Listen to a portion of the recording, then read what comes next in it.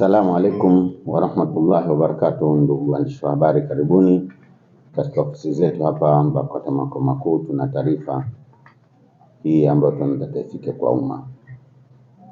Baraza la Ulama BAKWATA leo tarehe 14 mwezi wa 7 2026 limekutana katika kikao cha dharura chini ya Kaimu Mufti Sheikh Ali Khamis Ngeruko ambaye pia ni naibu kadhi mkuu wa Tanzania.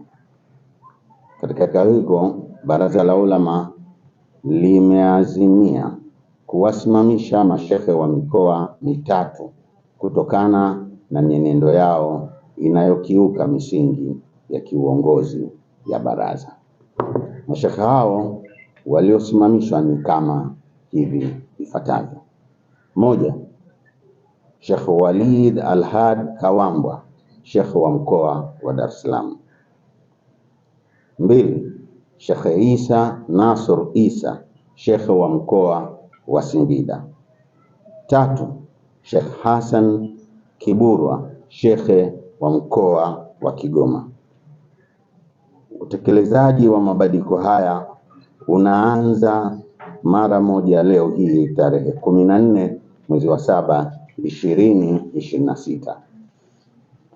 Aidha, Mheshimiwa Mufti na Sheikh mkuu wa Tanzania Sheikh Dr. Abubakar Zuberi Mbwana amewakaimisha masheikh wafuatao kushika nyadhifa hizo kama ifuatavyo: Sheikh Abbas Ramadhani Abbas, mjumbe wa baraza la masheikh mkoa wa Dar es Salaam, amekaimishwa kuwa kaimu sheikh wa mkoa wa Dar es Salaam.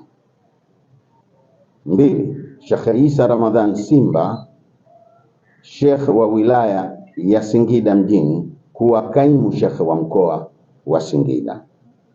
3, Sheikh Uwais Muhammad Kiumbe, mwenyekiti wa halmashauri ya mkoa wa Kigoma, kuwa kaimu Sheikh wa mkoa wa Kigoma.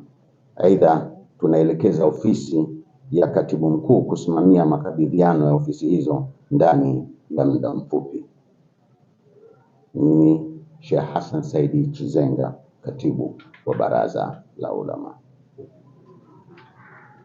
Sasa ni simple tu, waone Viva Promotion kwa mahitaji ya printing aina zote kama vile mabango size zote na aina zote, 3D, 2D na banners, vibao vya maofisini au sehemu za biashara kama hoteli, lodge na kadhalika. Viva Promotion wana print t-shirts na jezi, wanafanya branding ya ofisi kuipa muonekano wa nje wa kuvutia. Wanapatikana Tabora mjini, mtaa wa shule, jirani na chuo cha utumishi wa umma Uhazili. Simu namba 0762484266. Instagram @viva_promotion.